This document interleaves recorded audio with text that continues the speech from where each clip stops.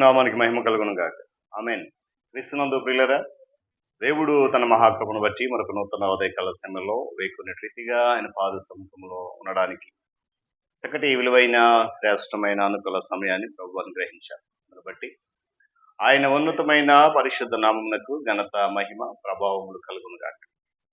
క్రీస్తునందు ప్రియులైన దైవజనులు, స్నేహితులు, విశ్వాసులు, సహోదరి సహోదరులు, ఈ కార్యక్రమాన్ని వీక్షిస్తున్న ఆత్మీయులందరికీ కూడా రక్షకుడైన యేసయ్య నామంలో ఉదయకాలపు శుభములు, నిండు వందనాలు తెలియజేస్తున్నాను. మీరంతా బాగున్నారు కదండి? చాలా చాలా సంతోషం. రండి, ఈ దినం కూడా ప్రేమతో మిమ్మల్ని ఆహ్వానిస్తున్నాను. అనుదిన అభివృద్ధి ఉదయకాలపు ధ్యానాలు అనేటువంటి ఈ ఆధ్యాత్మిక కార్యక్రమంలో నాతో పాటు పాల్గొంచండి. వాక్యాన్ని ధ్యానించండి, దేవుని యొక్క దీవెనలు పొందుకోండి. అన్నయ్య బైబిల్స్ దగ్గరలో తెరచి చూడండి. లేని పక్షాన చదువుతున్న మాట జాగ్రత్తగా వినండి, గ్రహించండి. నేటి దిన ధ్యానవాక్యంగా యోహాను సువార్త 12వ అధ్యాయము 35వ వచనంలో ఒక మాటను చదువుతా ఉన్నాను. మీకు వెలుగు ఉండగానే నడువుడి, చీకటిలో నడుచువాడు తాను ఎక్కడికి పోవచ్చున్నాడో ఎరుగడు. దేవుడు తన మాటను మనకు దీవించును గాక. ప్రార్థన. మహాగణుడును మహోన్నతుడును ప్రియ పరలోకపు తండ్రి, మీకు వందనాలు. నీ గణనామానికి వేలాది కృతజ్ఞత స్తోత్రాలు చెల్లిస్తూ ఉంటున్నాం. అద్భుతమైనటువంటి నీ మాటలు మా హృదయపు నాయన అంతరంగాలలో పరిమళింపజేస్తున్న విధానం కొరకే స్తుతులు చెల్లిస్తున్నాను. సమస్తమైనటువంటి నీ మాటను బట్టి నీ సన్నిధి కాపుదలలో మమ్మల్ని బలపరుచుతూ స్తోత్రాలు చెల్లిస్తున్నాను. నాయన ఈ ఆధ్యాత్మిక కార్యక్రమం ద్వారా అనేకమైన నీ మాటలు మేము వింటుండగా నీ సన్నిధి మాతో ఉంచండి, బలపరచండి, దీవెనలు నింపండి. క్రీస్తు నామం పేరట అడుగుతున్నాను మా తండ్రి. ఆమేన్. చాలా సంతోషం పిల్లరా. చదవబడిన మాట మరొకసారి మనం ధ్యానం చేద్దాం. ధర్మము ఏదైతే ఉందో, దేవుని యొక్క వాక్యము ఏదైతే ఉందో ఆ ప్రకారము జీవించమనేది ఈ వచనం యొక్క గూఢార్థం. ఆయన వాక్యములో మీరు లోకమునకు వెలుగై ఉన్నారన్నాడు. లోకమును వెలిగించాలి మీరు అన్నాడు. లోకమునకు వెలుగుగా మీరు బ్రతకాలి అన్నాడు. అందుకే అన్నాడు కదా, మీకు వెలుగుండగానే నడవాలి. మనం వెలుగు లేకపోతే నడవలేం. ఒకవేళ మనము వెలుగులో నడవకపోయినట్లయితే, వెలుగుమయముగా మన జీవితము లేకపోయినట్లయితే, ఆ నడక ఆ వెలుగులు లేకపోతే మన వెలుగు వెలుగుగా ఉండదు. నీలో ఉన్న వెలుగు చీకటి ఉంటే ఆ చీకటి ఎంతో గొప్పదన్నాడు. నీవు నేను పరిశుద్ధపరచబడిన వ్యక్తిగా, దేవుని బిడ్డలుగా, విశ్వాసులుగా ఉన్నాము అనేటువంటి సత్యాన్ని ఒక్క క్షణం మనం మర్చిపోయినట్లయితే, దేవుడు మనకు వెలుగు అనుగ్రహించాడని కానీ ఆ వెలుగు అనుసారంగా నడవాలని ఆజ్ఞాపించాడని విషయాన్ని ఒక్కసారి విస్మరించినట్లయితే, విసర్జించినట్లయితే, మన యొక్క ఆధ్యాత్మిక జీవితం అనేది, విశ్వాస ఆత్మీయ జీవితం అనేది మసగబారిపోతున్న విషయాన్ని ఉదయకాల సమయంలో మనము గమనించాలి. మన జీవితంలో ఉన్నటువంటి ప్రతి రంగంలో కూడా సత్యాన్ని అనుసరించి నడవాలని వాక్యం జ్ఞాపకం చేస్తుంది. ఒకవేళ లేనట్లయితే మనలో ఉన్న వెలుగు మనకు వెలుగుగా ఉండదు, చీకటిగా అనిపిస్తుంది అనే విషయాన్ని కూడా ఇక్కడ జ్ఞాపకం చేస్తున్నారు. దేవుడు తన కొరకు మనల్ని ఏర్పాటు చేసుకున్నప్పుడు నీతి బాప్తిసం ద్వారా మనందరినీ కూడా రక్షణ మార్గం నడిపించాడు. నడిపించిన తర్వాత ఆయన మనల్ని పరిశుద్ధులుగా చూడాలని, పరిశుద్ధాత్మ శక్తితో నింపాలని ఆశపడ్డాడు. అయితే ఆ పరిశుద్ధాత్మ శక్తి లేక దేవుడు అనుగ్రహించిన పరిశుద్ధత మనలో ఉంటే మనము దానిని ఆచరణలో పెట్టాలి, విడిచిపెట్టవద్దు. మన ఆచరణ ఏదో నామకార్థంగా లేకపోతే ఏదో వేళాకోళంగా సాంప్రదాయంగా కాకుండా మన పరిశుద్ధత అనే ఆచరణ మనఃపూర్వమైనదై, స్వచ్ఛమైనదై, నికార్సైనదై ఖచ్చితంగా ఉండాలి. ఇందులో ఎలాంటి నటన అనేది ఉండకూడదు.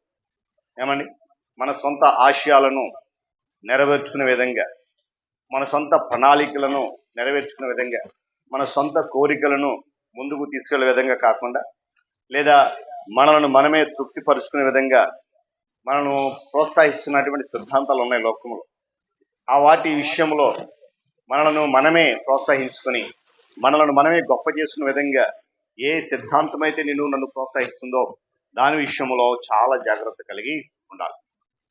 ఎందుకంటే ఈ సిద్ధాంతాలు ఆకర్షణీయంగా ఉండొచ్చు నీకు, ఈ సిద్ధాంతాలు మనకు మంచివే అనిపించవచ్చు, ఈ సిద్ధాంతాలు నమ్మితే మంచి జరగవచ్చు అనే ఆలోచన మనం ఉండొచ్చు, కానీ అవి మనల్ని ఏమాత్రం కూడా వెలుగులో నడిపించేవి కాకపోవచ్చు. దేవుని స్తోత్రం కలుగు. కనుక ఆ వాక్యం ఏదైతే చెప్తుందో, అంటే వెలుగులో ఉండాలి అనేటువంటి సత్యం ఏదైతే ఉందో, ఆ సత్యాన్ని అనుసరించి నడిస్తేనే మనలో చీకటి అనేది దూరం చేసుకోవడానికి అవకాశం ఉన్న విషయాన్ని కూడా నేను జ్ఞాపకం చేస్తున్నాను. మన యొక్క అనుదిన జీవితంలో ప్రతి చర్యలోనూ, ప్రతి పనిలోనూ, ప్రతి క్రియలోనూ, అనుదిన మన ప్రవర్తనలోనూ మత ధర్మం అనేది ప్రతిఫలించాలట.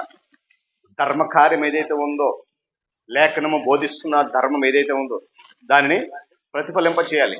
ఎందుకంటే యేసుప్రభు అన్నాడు, శాస్త్రుల నీతి కంటేనో పరిస్థితుల నీతి కంటేనో మీ నీతి అధికము కాని ఎడల మీరు పరలోక రాజ్యంలో ప్రవేశింపనేరరు అని చెప్పి ప్రభు చెప్పాడు.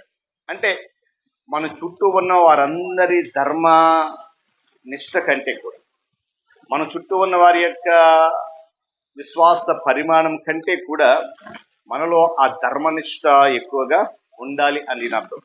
వారందరికంటే ఎక్కువగా మన చుట్టూ ఉన్న ప్రజలు అనేక మంది, వారందరికంటే ఎక్కువగా దేవుని రాజ్య ప్రవేశం కొరకు తృష్ణ మనలో ఉండాలి అనేది దీని యొక్క పరమార్థం.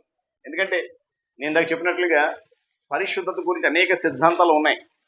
రకరకాల పుస్తకాలు చదువుతూ, రకరకాల వాటిని చూస్తూ ఆ పరిశుద్ధత గురించి తెలుసుకుని ఉండవచ్చు, కానీ అవి నీ జీవితంలో ప్రతి రంగంలో కూడా పరిశుద్ధతను చూపించగలిగేలాగా నేను ప్రోత్సహించాలి.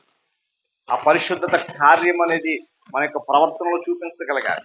భౌతికంగా, నైతికంగా, సామాజికంగా, ఆధ్యాత్మిక రంగాల్లో మనలో ఉన్నటువంటి పరిశుద్ధతను మనం ఆచరణలో పెట్టాలి. పెడుతున్నామా? మరి మత ధర్మ ప్రకారం జీవించాలని చెప్పి ఆనాడు పిల్లల శాస్త్రులు పరిచయులు లేక ఓకే ధర్మశాస్త్రం చెప్పినప్పుడు, ఇక్కడ శాస్త్రులు పరిచయులు మా నీతే గొప్పది, ప్రభు ఏమన్నాడంటే వారి నీతి కంటే కూడా మీ నీతి గొప్పదిగా ఉండాలని చెప్పి జ్ఞాపకం చేస్తాం. కాబట్టి పిల్లల యేసుక్రీస్తు ప్రభు వారి యొక్క శిలువ యాగమే మన జీవిత చర్యలన్నిటికీ కూడా ప్రామాణికం కావాలి. ప్రభు యొక్క శిలువ కార్యం మాత్రమే మన పరిశుద్ధ జీవితాన్ని బలపరిచేదిగా ఉండాలి. ప్రభు యొక్క శిలువ కార్యం మాత్రమే మన ఆధ్యాత్మిక అనుదిన జీవితాన్ని మరి ఆ శ్రేష్టమైన సూటైన సరళమైన మార్గంలో వెలుగులో నడిపించేదిగా మనం ఉండాలి.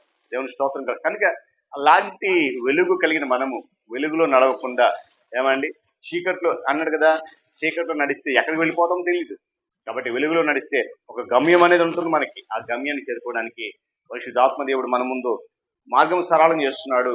ఆ మార్గం నడుస్తూ ఆయన అనుసరిస్తూ ప్రభు మార్గంలో చేద్దాం, నిత్య జీవాన్ని పొందుకోండి. దేవుడి మాటలు మనకు దీవించుకుంటా. ప్రార్థన. మహోన్నతుడ మీకు వందనాలు, సర్వాధికారి సర్వశక్తిమంతుడు నీకు స్తుతులు. ఇదిగో నాయన ఈ దినం మరలా ఈ ఆధ్యాత్మిక కార్యక్రమం ద్వారా ఒక్కటి నీ మాట విన్నా, లోతైన మర్మం నిజమే.